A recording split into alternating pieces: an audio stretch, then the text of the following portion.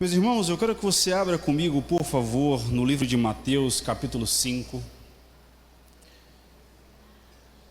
Essa semana, quando eu soube que eu ia ministrar hoje, eu queria ver ao meu coração o desejo de falar com vocês sobre vida cristã, ou uma verdadeira vida cristã para o ano de 2025. O estilo de vida que Deus quer para cada um de nós, para que possamos exercer e viver de maneira integral aquilo que Jesus deseja para os seus discípulos, amém? Então vamos ler Mateus capítulo 5, do verso 3 até o verso 12. São conhecidas como as bem-aventuranças. Todos acharam? Digo amém. Quem não achou, diz misericórdia, por favor. Amém. Mateus capítulo 5, versículo 3 em diante diz assim: Bem-aventurados os pobres de espírito, pois deles é o reino dos céus. Bem-aventurados que choram, pois serão consolados. Bem-aventurados humildes, pois herdarão a terra. Bem-aventurados os que têm fome e sede de justiça, pois serão fartos. Bem-aventurados os misericordiosos, pois alcançarão misericórdia. Bem-aventurados os puros de coração, pois verão a Deus. Bem-aventurados os pacificadores, pois serão chamados filhos de Deus. Bem-aventurados os que sofrem perseguição por causa da justiça, pois deles é o reino dos céus.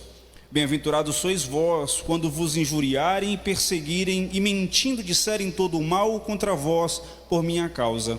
Regozijai-vos e alegrai-vos, porque grande é a vossa recompensa nos céus, pois assim perseguiram aos profetas que viveram antes de vós. Amém e amém. Podeis tomar seu assento, quem se levantou. Eu gosto muito desse texto, porque ele desconstrói tudo aquilo que a nossa geração tem pregado nos púlpitos, onde nós só teremos vitórias, só teremos grandes bênçãos, só teremos grandes conquistas, só ganharemos e só ganharemos. Nesse texto, Jesus literalmente desconstrói tudo aquilo que nós estamos pregando, porque bem-aventurados são os pobres de espírito, são os humildes, são os que foram perseguidos, são os injuriados, são os que choram. Jesus faz uma desconstrução do evangelho que está sendo pregado hoje em dia. Isso me chama muito a atenção. Está dando microfonia, viu, irmão Sérgio? Isso me chama muito a atenção, porque muitos estamos levando por um caminho onde nós estamos acreditando ou tomando para nós esse discurso secularizado do novo evangelho, onde nós só ganhamos e nunca perdemos. Eu não quero deixar você triste, por favor, mas eu quero que ganhemos a concepção e a realidade do verdadeiro evangelho e que possamos passar a praticar esse evangelho a partir desse dia, caso não vivemos ainda, ou caso não vivamos ainda. As bem-aventuranças, esse sermão de Jesus para nós e para aquele povo que estava naquele momento, era a instrução de vida para os seus discípulos. Esse evangelho que nos foi confiado é um estilo de vida, não necessariamente uma lei, uma obrigação, não necessariamente uma decisão obrigatória, mas um estilo de vida que nós possamos tomar para nós. Em outras palavras, não condiz um cristão que se diz cristão não viver segundo esse estilo de vida que Jesus quer para nós. Nós vamos ler ao longo do sermão e perceber que a bem-aventurança tem um sentido de estar em marcha, ou estar em movimento, estar em caminho. Bem-aventurança em hebraico, ele quer dizer estar em caminho, ou estar em movimento, estar em marcha. O que significa que a partir do momento que nós temos a atitude de colocar em prática em nossa vida as bem-aventuranças, estamos deixando de estar paralisados na religiosidade, está paralisado no nosso estilo de vida, e passamos a viver uma vida em movimento, em direção àquilo que Deus quer para a nossa vida. Quando Jesus decide, ou quando Jesus coloca essas essas normas, esse estilo de vida para os seus discípulos, ele está literalmente colocando em prática o ato de dizer que aqueles que não vivem dessa forma estão paralisados, estão presos ao passado, estão presos a um mundo onde não irá levar vocês a lugar nenhum, a não ser ao inferno.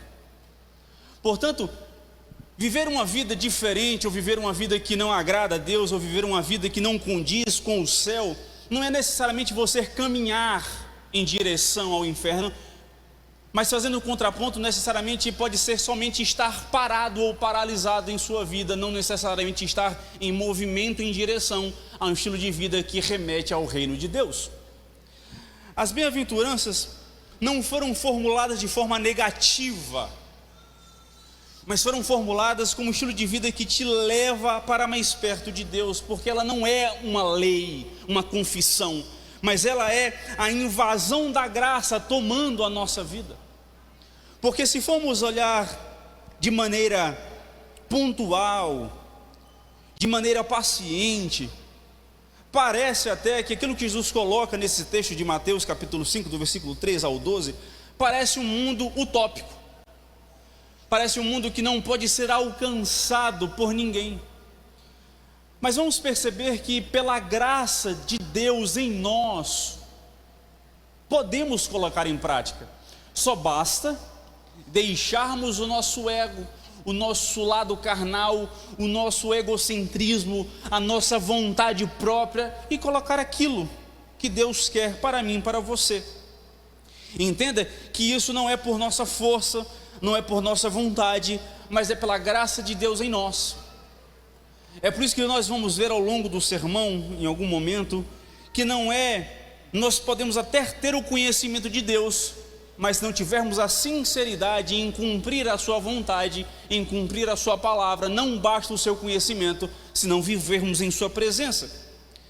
As bem-aventuranças, ainda introduzindo para você, vamos perceber que não é algo que se deve tomar medidas drásticas e grandiosas, mas as bem-aventuranças, elas são colocadas em nosso dia a dia, são colocadas em prática nos mínimos detalhes, são colocadas em prática em nosso lar, em nosso casamento, em nossa paternidade, em nossa maternidade, são colocadas no dia a dia do nosso culto, da nossa igreja, do nosso trabalho.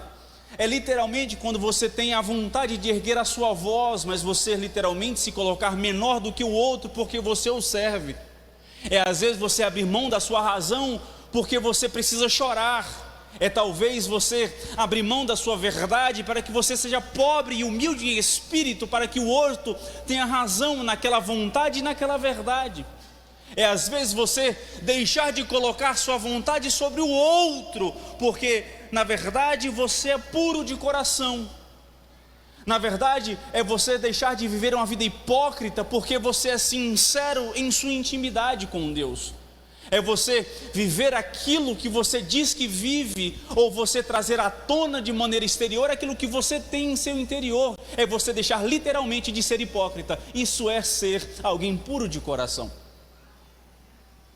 Desculpa a franqueza logo no início, mas o Evangelho de Deus é literalmente trazermos aquilo que nós recebemos dele, vivermos em nosso interior e trazermos de maneira pacífica ao nosso exterior para quem convive entre nós e ao redor de nós. Portanto, falando com o pastor Josué, meu pai, essa semana, eu falei assim: vamos pregar uma série das bem-aventuranças, uma bem-aventurança por pregação, porque nós falarmos das 9 em uma pregação só, como eu vou introduzir hoje, é muito rápido e nós não temos a profundidade, o entendimento de aprendermos um pouco mais. Então, junto com você, a primeira bem-aventurança, Mateus 5,3, são os pobres, ou o pobre de espírito. Eu não vou me delongar, mas bem-aventurados os humildes de espírito, porque deles é o reino dos céus. Os pobres ou os humildes de espírito são aqueles que tornaram-se conscientes da sua miséria. Ou engasguei com água, desceu pelo lugar errado. Mas os pobres de espírito são aqueles que têm consciência da sua pequenez. Os pobres de espírito são aqueles que entendem que só são algo em Deus. É aqueles que entendem que o seu velho orgulho, a sua carnalidade, necessita ou já foi quebrada. Os pobres de espírito é aqueles que não têm mais a vanglória em colocar em prática o seu ego, não tem necessidade, porque ele entende de uma vez por todas que eu não sou nada, eu não mereço nada, não sou merecedor de nada, mas é a graça de Deus em minha vida. Esse é o pobre de espírito. O pobre de espírito é literalmente uma realidade de quem somos. É literalmente a concepção e o conhecimento que nós viemos do pó e ao pó retornaremos. É uma consciência de que respiramos porque Deus soprou fôlego de vida em nós. O pobre de espírito é aquele que tem consciência de que está vivo, está em pé, tem capacidade de comer, de trabalhar, de levantar, de dormir, de vir, de ir, porque Deus permite que ele faça isso.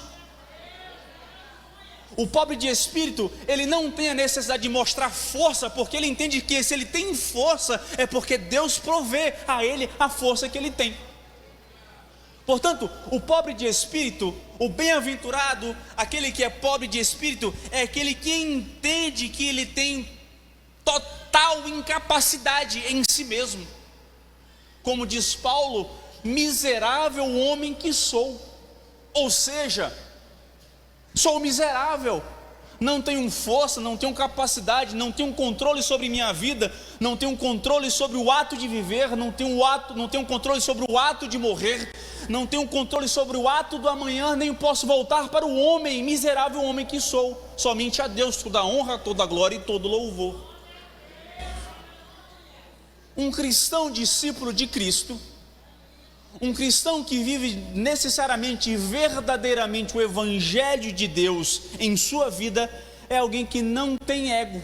Ele simplesmente entende que se ele é Deus em sua vida.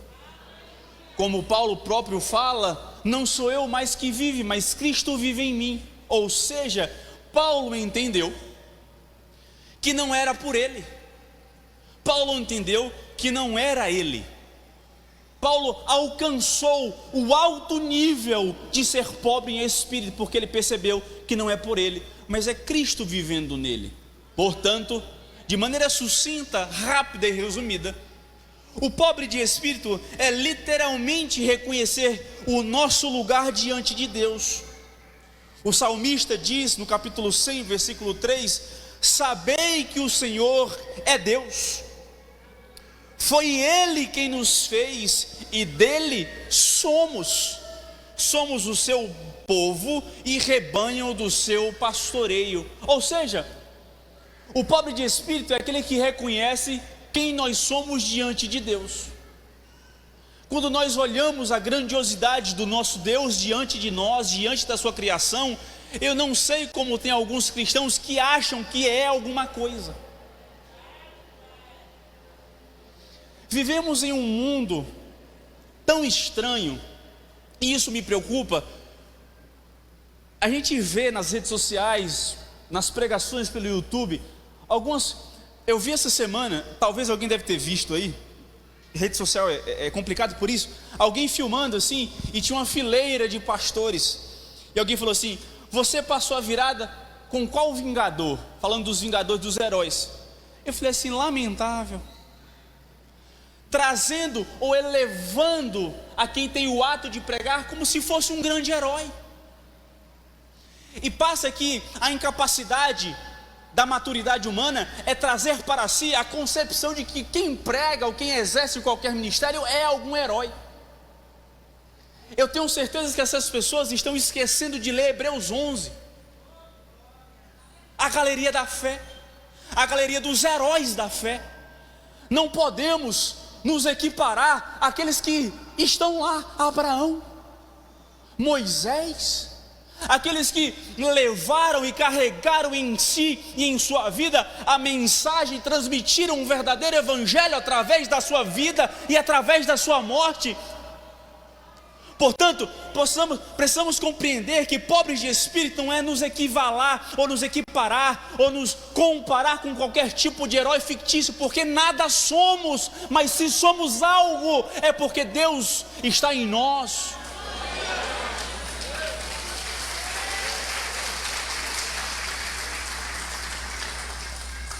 Precisamos seguir a sua palavra com humildade, com generosidade, com quebrantamento, porque, como diz o livro, como diz o texto, bem-aventurados os humildes de espírito, ou os pobres de espírito, pois deles já está imputado, já está declarado, já está previsto, que deles é o reino dos céus. É muito básico. Para mim é muito fácil isso aqui entender. Quem não é pobre de espírito não pertence ao reino dos céus. Para mim é muito básico. Não tem parte cinza na palavra de Deus, não tem parte enubrecida, não tem parte cinzenta, não tem parte em que não, simplesmente é sim, sim, não, não. Ou é ou não é, ou pertence ou não pertence. Mas vamos continuar, para nós não então gastar todo o nosso tempo aqui, porque eu quero trazer para vocês de maneira sucinta, para que possamos praticar ao longo do nosso dia a dia as bem-aventuranças. No versículo 4 nós vamos ver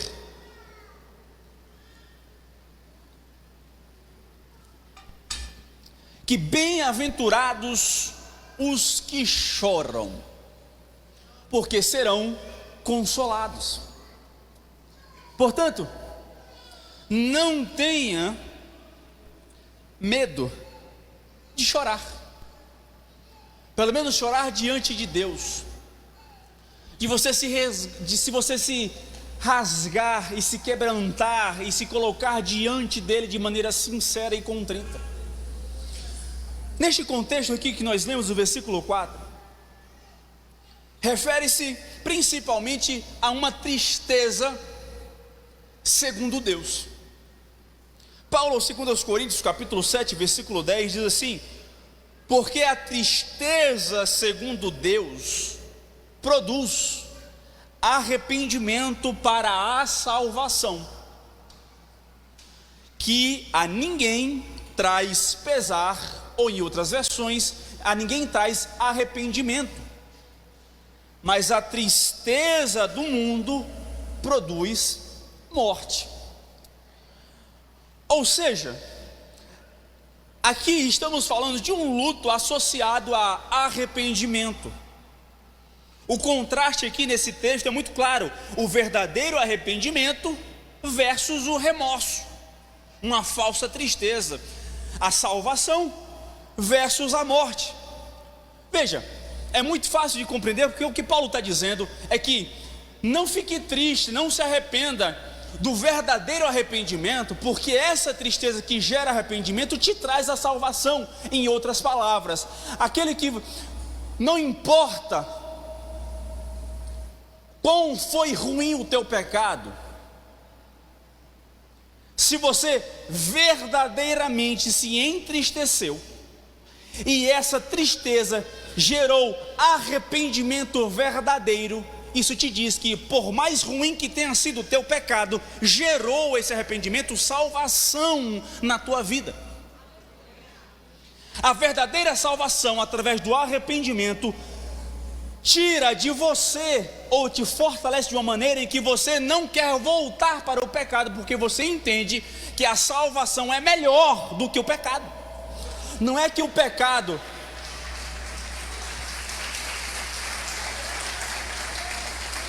Com todo o cuidado que eu falo isso, tá? Pelo amor de Deus, me entenda, e quem está na internet não murmura, porque pega depois pela metade o bonde andando e não entende.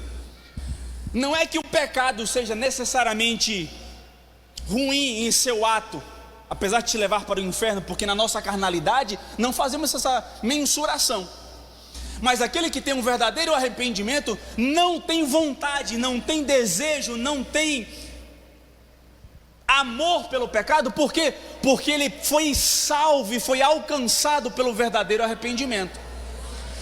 questão da nossa vida cristã está justamente no remorso, no falso perdão. Por quê? Porque a tristeza do mundo, ou a tristeza segundo o mundo, o falso arrependimento, a falsa tristeza, o remorso pelo pecado, não te traz salvação. Por quê? Porque você vai sentir vontade de voltar, porque você não gerou arrependimento, ou seja, não foi salvo, não foi limpo, não foi alcançado pela purificação.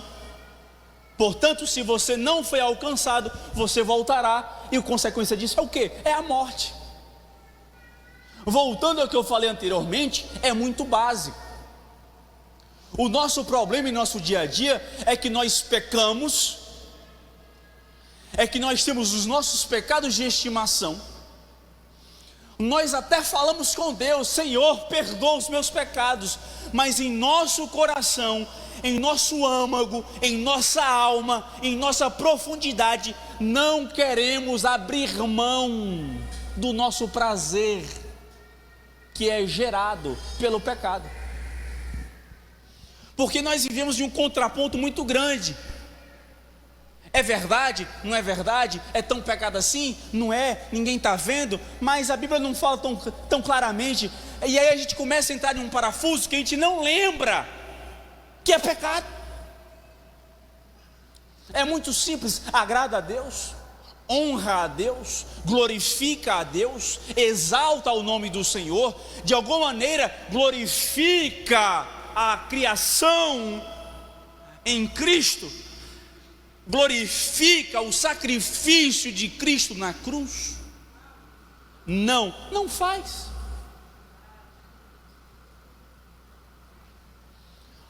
Fez, escorregou, porque Malaquias diz que o nosso coração tem tendência em se desviar dos caminhos do Senhor. Ou seja, eu e você não somos perfeitos ao ponto de nunca mais pecarmos após o arrependimento, tá?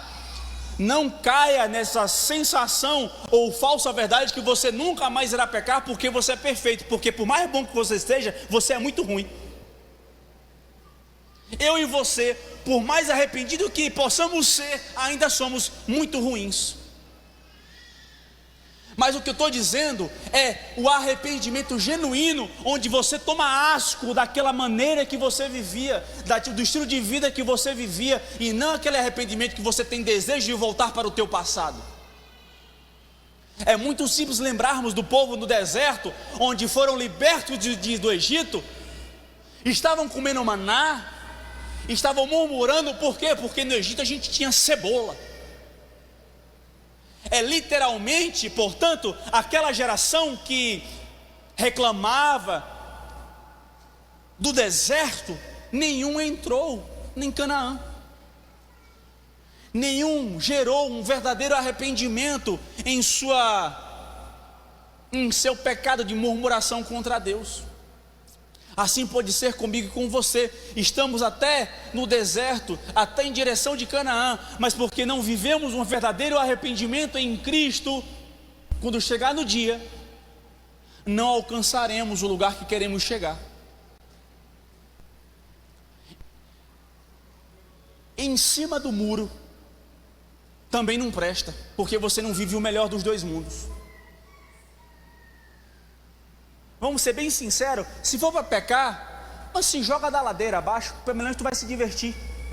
Vai para o inferno depois.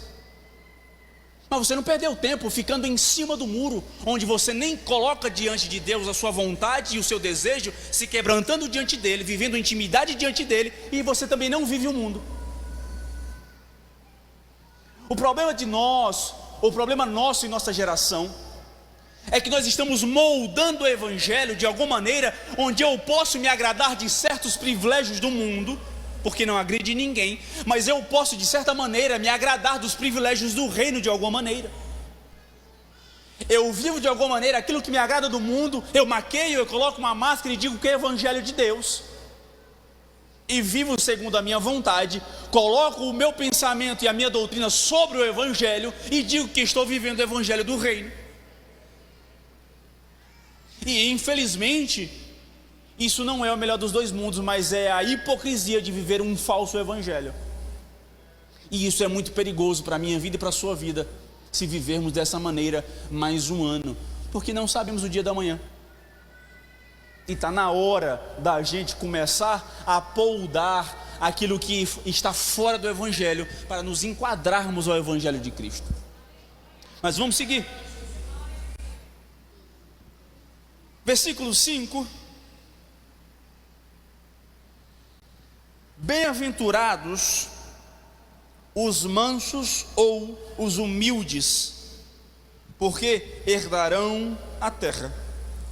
Veja, mansidão ou humildade não é necessariamente fraqueza, passividade ou timidez. Mansidão não é necessariamente falta de ímpeto, mas é uma silenciosa determinação de obedecer ao Senhor, independente das consequências que podem ocorrer à sua vida. O que é isso? Devemos obedecer a Deus em todas as coisas. O que se diz aqui é um eco do salmista, capítulo 37, versículo 11, onde diz: mas os mansos herdarão a terra e se deleitarão na abundância da paz. Aqui ele descreve a pessoa que não se resente, que não guarda rancor, que não guarda mágoa, aquele que não deixa a raiz de amargura, de ódio, de raiva brotar em seu coração. Os mansos aqui, os humildes, é aqueles que não deixam nascer em seu coração e em sua alma qualquer coisa que possa crescer e distorcer o Evangelho em sua vida. Aqui é aqueles que, por mais que forem injuriados, eles não voltam à injúria. É aqueles que, por mais que foram caluniados, não retornam à calúnia.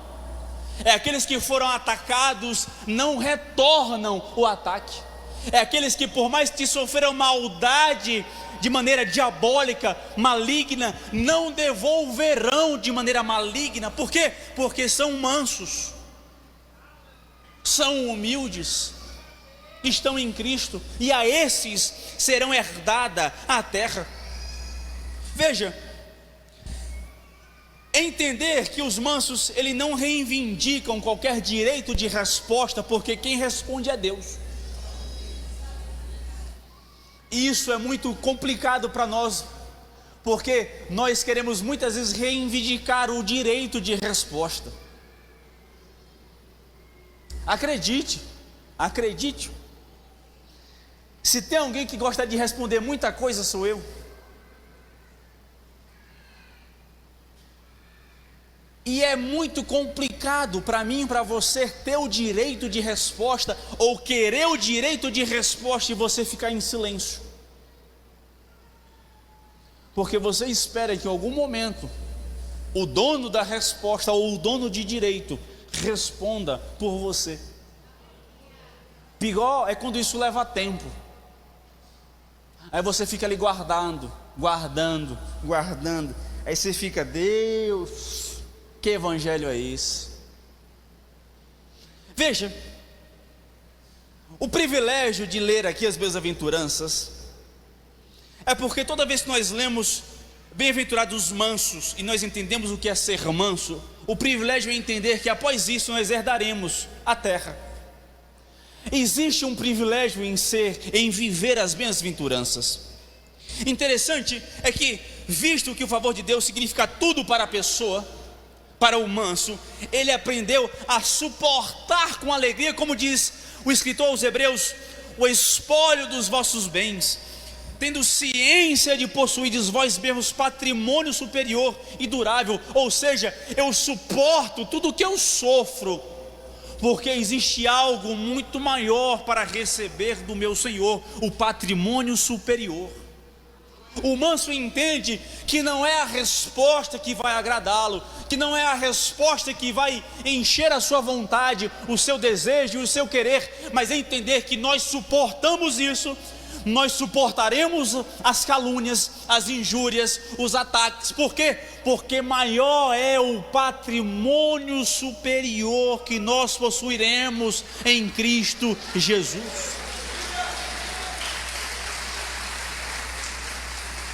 E não tome por patrimônio, pelo amor de Deus, necessariamente bens materiais, por favor. Eu colocando isso com uma observação bem grande, tá? Para ninguém dizer que suporta calúnia para ganhar o carro do ano. Tem nada a ver uma coisa para outra. O que eu estou querendo dizer é que vale muito mais a pena a eternidade em Cristo, em sua presença, em sua frente, em sua face, declarando que Ele é santo, que Ele é glorioso, que Ele é grandioso, que toda honra, que toda glória, que todo louvor é dado ao Senhor. Por isso vale a pena suportar com mansidão e humildade as calúnias, porque maior é aquele que está em nós.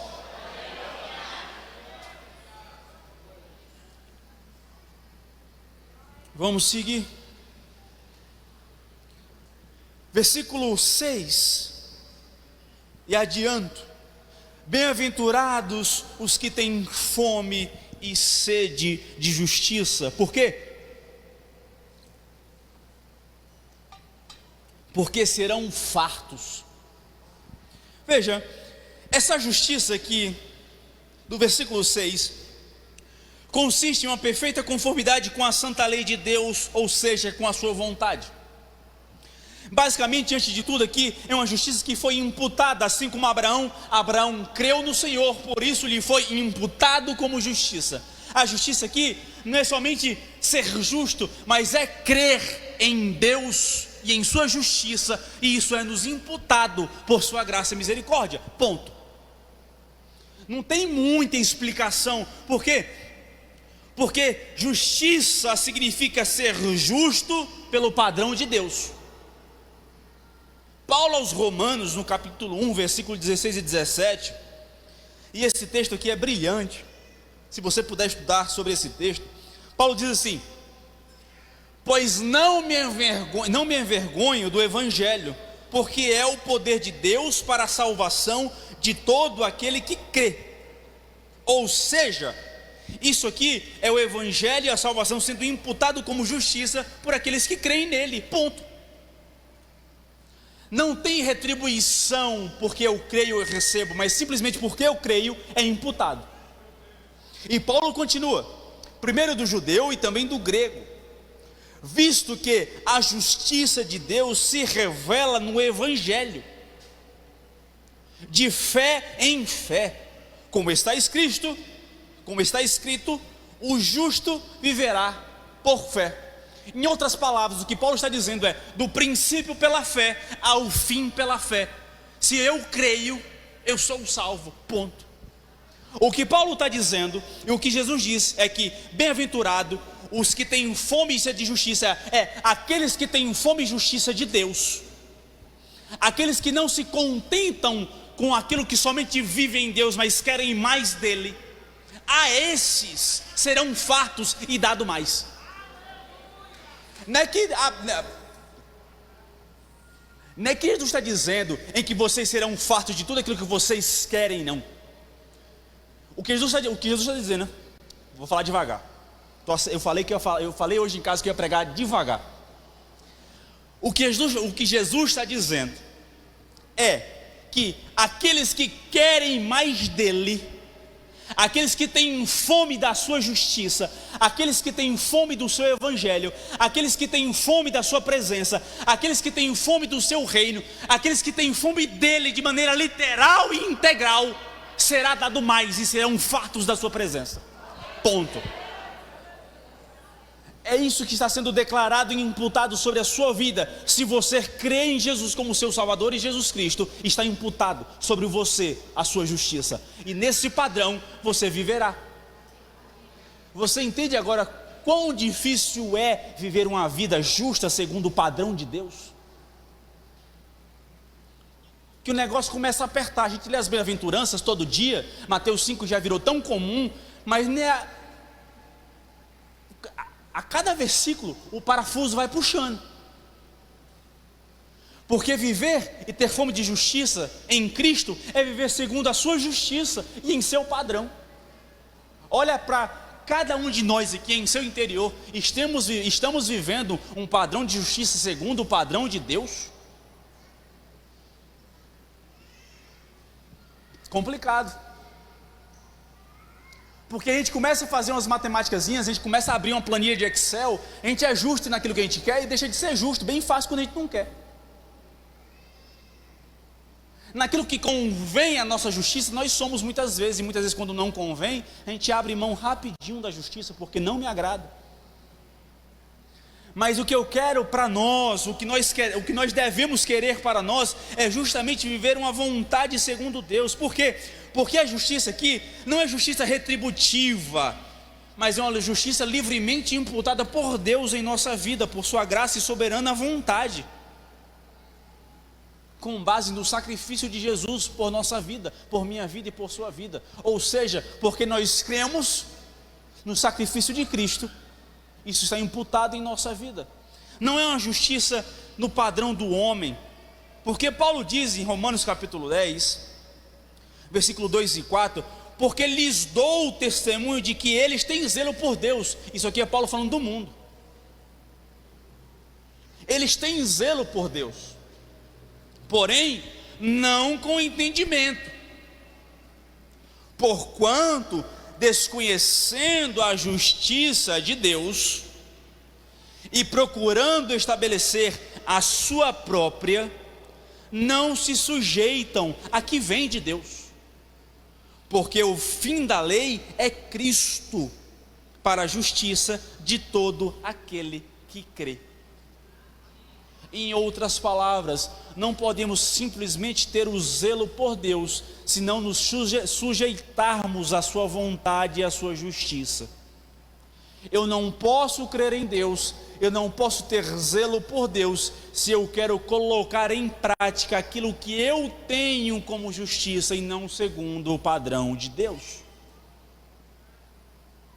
Em outras palavras, voltando lá para o primeiro, a bem-aventurança, não é o nosso ego, não é a nossa justiça, mas é a justiça e a vontade de Deus em nossa vida, por nossa vida e através da nossa vida. O parafuso começa a apertar, porque a gente começa a entender que viver uma vida segundo o padrão de Deus, viver um evangelho segundo os padrões de Cristo, não é segundo a nossa vontade, não é segundo o nosso padrão. Mas vamos seguir. Veja, os misericordiosos, bem-aventurados misericordiosos, pois alcançarão misericórdia. Aqueles aqui, de acordo com a quarta bem-aventurança, foram cheios ou plenamente saciados em seu resultado de misericórdia de Deus revelado em seu favor, agora exercem misericórdia para com o outro. Se nós entendemos as primeiras bem-aventuranças, ser pobre de espírito, os que choram, os humildes e os que têm fome de justiça, eu entendo que se eu receber misericórdia, eu sou misericordioso. Eu entendo que eu recebi do Senhor, agora eu exerço. Obrigado, macho. Meus irmãos, me dê 10 segundos.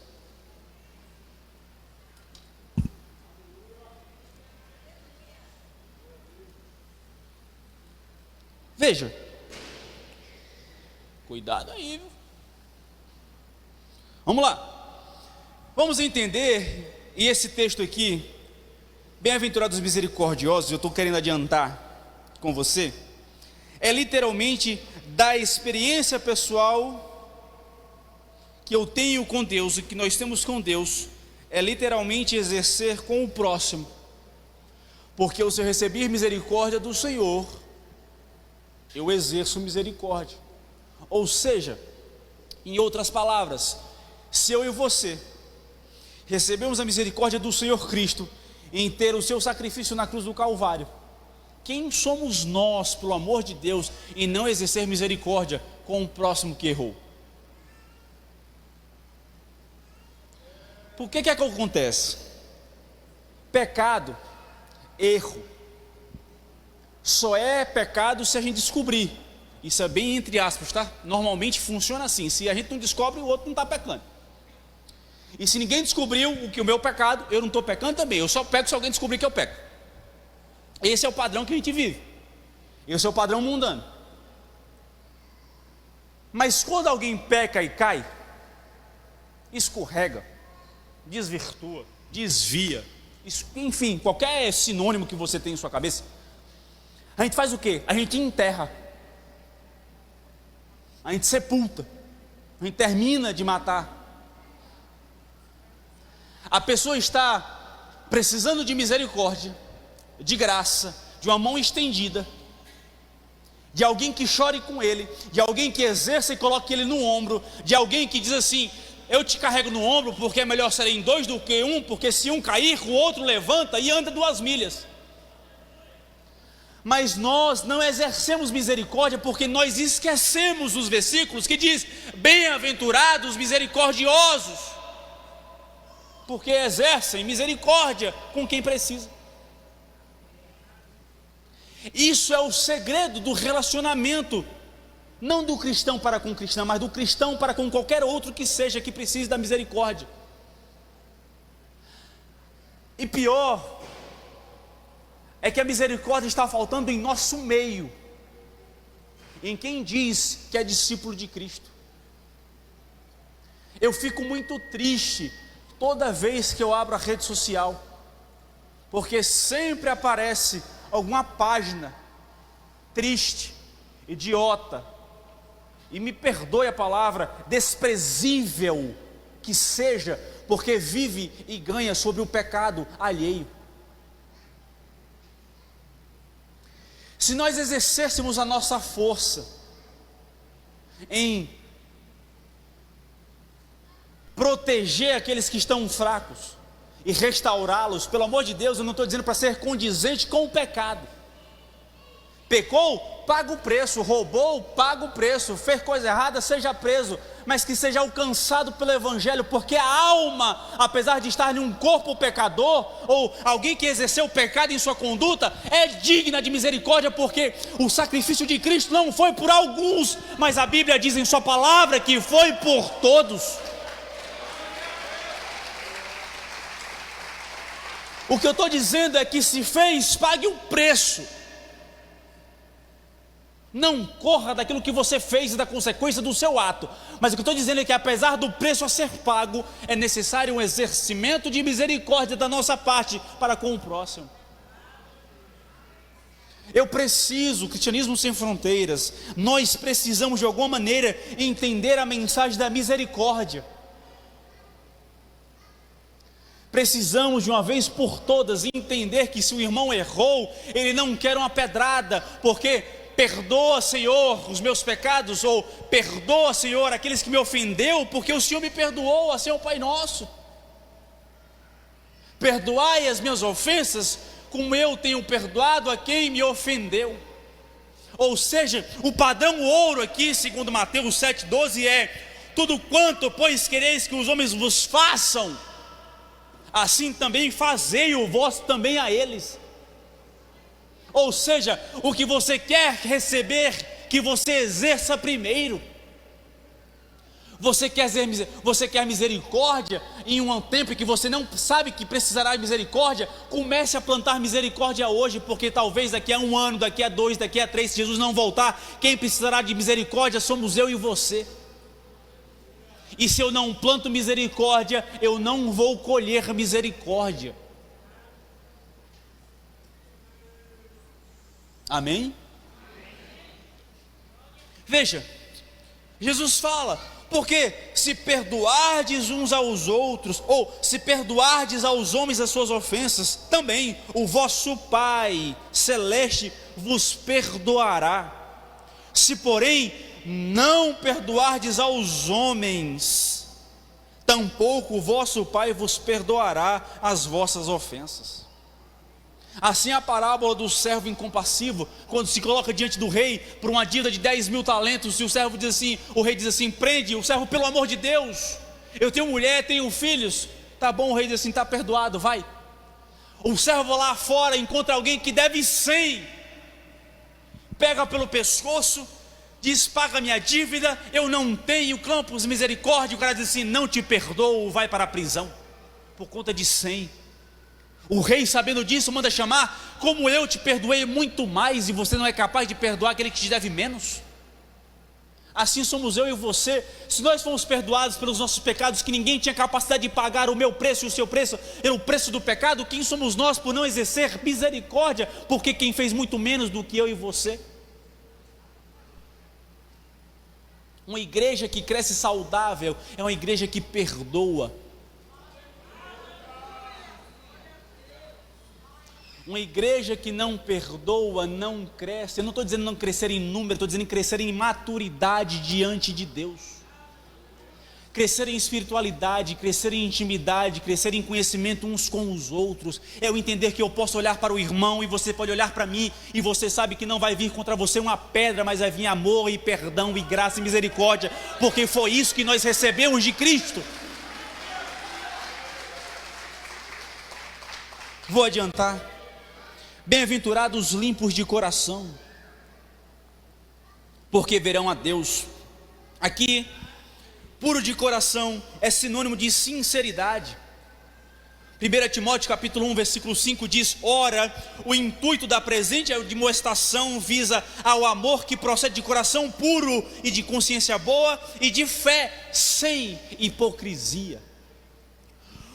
O ser puro de coração, o ser limpo de coração, é literalmente alguém que não vive uma duplicidade em seu coração, ou seja, é alguém que é podre em seu coração e vive uma vida maquiada, dizendo que é bom.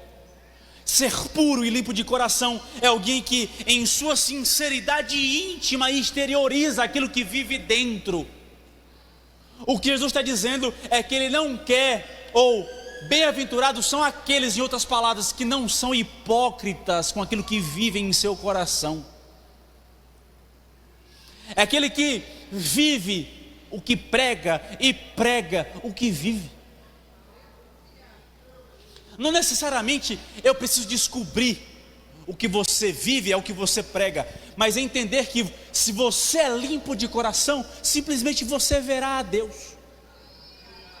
Você não é limpo por minha causa, e eu não sou limpo por sua causa. Eu sou limpo e quero me purificar todos os dias, porque eu quero ver a Deus. A consequência disso, aí tudo bem, mas entenda que o privilégio daqueles que não são hipócritas e vivem uma vida com sinceridade diante de Deus e diante dos homens, é o privilégio de dizer que um dia verá a Deus. O problema é que nós vivemos uma geração hipócrita. Vivemos uma geração que abre a Bíblia, mas não vive ela. É uma geração que até conhece versículos de cor, mas é uma geração cheia de frase de efeito que chega a ser chato. É chato. Você vê que é só frase de efeito, que é só vem, que é só ganha. Mas gente, acorda para a vida, igreja. Vamos parar de conversar. A gente tem que parar de se preocupar com a limpeza do coração do outro e começar a se preocupar com a nossa. Se cada um, com todo o carinho e amor que eu tenho por vocês, se cada um cuidasse da sua vida e da limpeza do seu coraçãozinho, a vida seria muito mais fácil. Se cada um gastasse o seu tempo se purificando diante de Deus, se preocupando em estabelecer um relacionamento diante de Deus, como seria saudável a igreja em que nós fazemos parte? Isso eu falo a igreja do Senhor na terra e a igreja cristianismo sem fronteiras. Eu não sei as outras, mas nós aqui viveremos uma vida muito melhor, um ano muito melhor, um ano de plantar e colher. É se nós plantarmos o cuidado da nossa vida em vez de cuidar do outro. O que a gente colhe? A sinceridade diante de Deus. Se a gente plantar a sinceridade, a honestidade, a vontade soberana de Deus em nossa vida, a gente vai colher o privilégio de ver a Deus, de ter um relacionamento duradouro com Deus, de ter um relacionamento que cresce diante de Deus, em vez de ver o pecado alheio, a falha alheia. Portanto, Jesus fala: bem-aventurados são os que são puros e limpos diante de Deus. Até porque a gente tem que tomar cuidado com nossa sinceridade, porque existe a sinceridade errada. Como assim, pastor? Os profetas de Baal, Vocês acham que eles estavam mentindo, não estavam com o coração sincero? Quando eles ficaram de manhã até meio-dia, Baal aparece, e começaram a se retalhar e derramar sangue diante do altar para que Baal aparecesse, eles eram sinceros. Mas sinceridade na direção errada também condiz com o inferno. A sinceridade deve ser na direção certa, diante de Deus, através da sua palavra. Não seja sincero na direção errada, mas seja sincero segundo a vontade de Deus e a sua palavra. Vamos seguir, e eu quase concluo. Por que quase concluo? Porque falta duas. Bem-aventurados os pacificadores, porque serão chamados filhos de Deus. Aqui é impetrada uma bênção sobre todos aqueles que, tendo recebido para si mesmos a reconciliação de Deus, a esses têm o privilégio de levar essa reconciliação a outros. Ou seja, nós entendemos a mensagem do Evangelho, fomos pacificados pelo sacrifício de Cristo, em nossa missão somos levar esse Evangelho a quem não foi alcançado por Ele. Veja, por meio da palavra e do exemplo, os pacificadores que amam a Deus levarão o Evangelho uns aos outros. Bem-aventurados são os que pacificam, ou seja, bem-aventurados aqueles que não amam a guerra. São aqueles que pacificam os ambientes onde estão desolados, destruídos em guerra. O cristão não pode ser aquele que imputa destruição em seu meio, mas deve ser aquele que coloca o equilíbrio onde chega. O cristão não deve ser aquele que destoa o ambiente, no sentido em que gera desequilíbrio, mas é aquele onde os desequilibrados encontram o equilíbrio para buscar uma solução, porque sabe que ele é pacífico. Passividade não quer dizer ser besta, mas ser pacificador é literalmente ter a capacidade de invadir o inferno e saquear almas de Satanás para levá-los ao Evangelho e ao reino. É entender que nós temos uma missão aqui na terra, que não é perder tempo com coisas passageiras, que não é perder tempo com coisas que não nos acrescentam, mas é pacificar o mundo através da mensagem do Evangelho de Cristo. Veja, devemos entender que os pacificadores genuínos entendem cujo líder Deus é o Deus de paz, porque Deus não é Deus de confusão, segundo Paulo aos Coríntios, mas é um Deus de paz. É entender que nós vivemos ou aspiramos viver paz com todos os homens.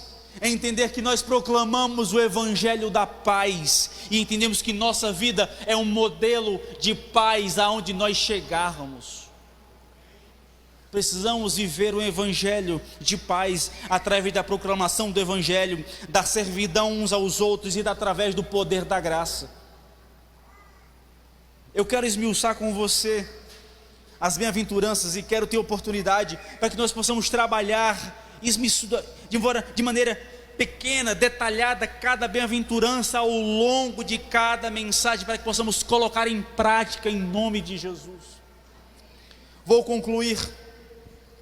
Bem-aventurados os perseguidos.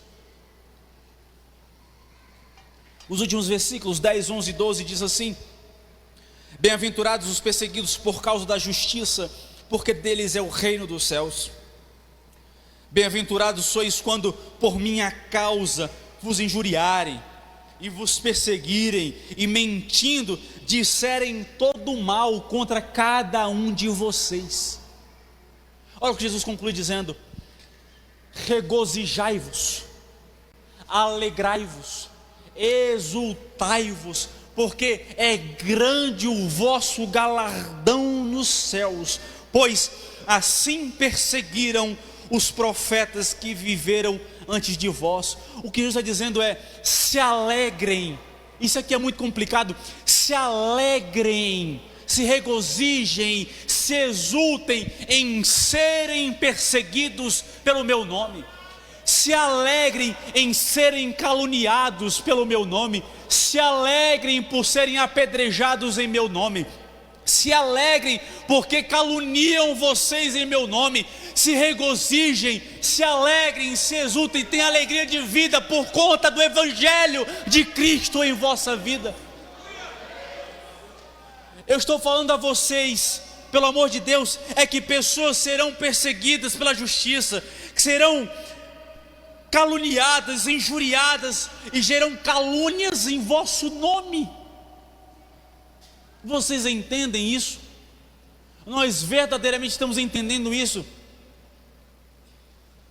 Porque isso é motivo de alegria para o verdadeiro cristão.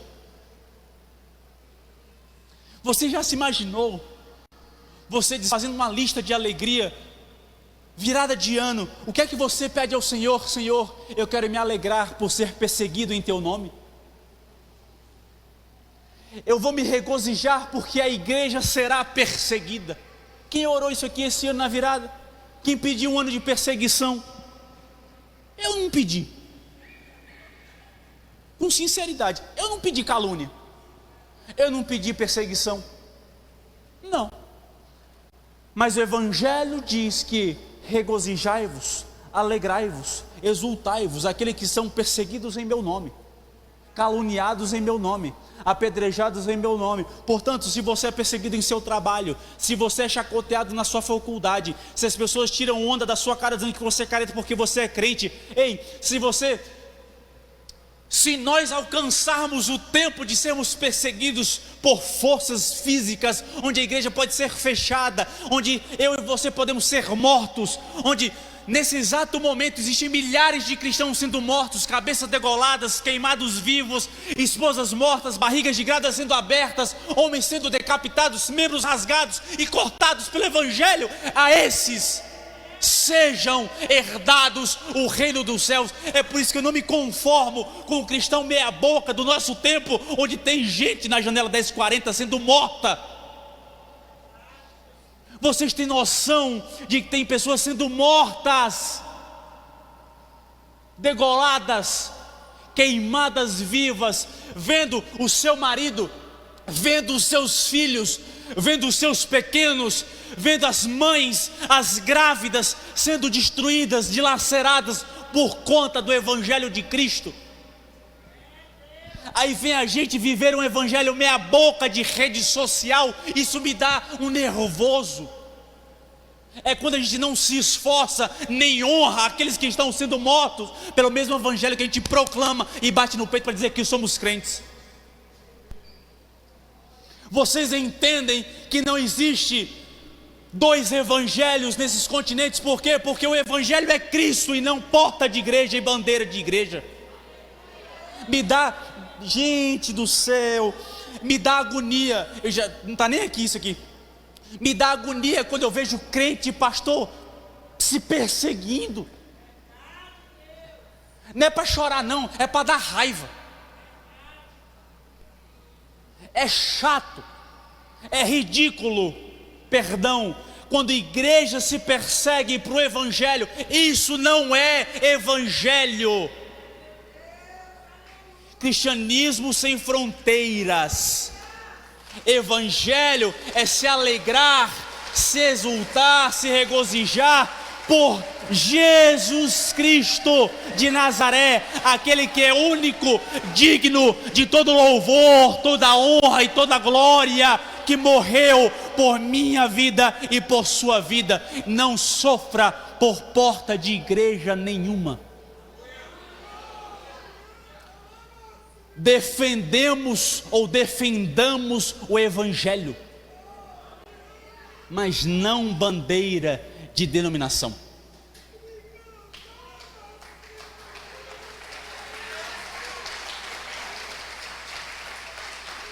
Para concluir, a alegria que Jesus fala aqui, para nos regozijarmos, é literalmente a mesma alegria quando Davi reagiu ao Senhor. É a mesma palavra quando Davi reage em Atos 2:26, sabendo que Deus estava continuamente à sua direita. A mesma alegria que Davi sentiu em saber que Deus estava com ele, é a mesma alegria que eu e você sentimos em sermos perseguidos.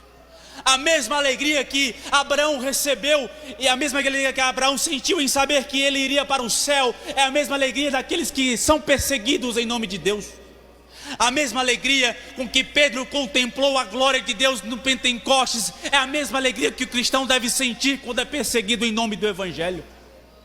a mesma alegria daqueles que viveram ou que viverão as bodas do Cordeiro, cuja esposa a si mesma já se ataviou. É a mesma alegria, é a mesma expressão literalmente daqueles que se alegram em serem perseguidos em nome de Deus. É literalmente, a palavra de Deus usa a mesma expressão em cada ato.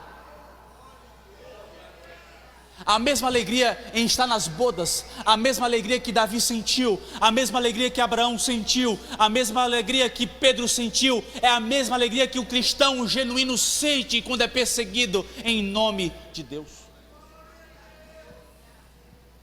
Veja, para concluir, pode se colocar de pé e eu concluo em nome de Jesus. A gente vai falar disso mais pontuadamente, mais detalhadamente ao longo das próximas pregações. Mas o que eu quis falar com você esta noite é que um cristão genuíno precisa viver um estilo de vida que revela a prática das bem-aventuranças em seu interior e em seu exterior. É compreender que a vida de um discípulo, uma vida abençoada, pode até não parecer ser tão boa assim, porque choramos, porque somos perseguidos, porque somos caluniados. Pode até não parecer tão bom, mas segundo a palavra de Deus, isso é uma vida abençoada. Eu pergunto a você nesta noite: quem quer uma vida abençoada segundo a palavra de Deus? Levanta a mão. Amém.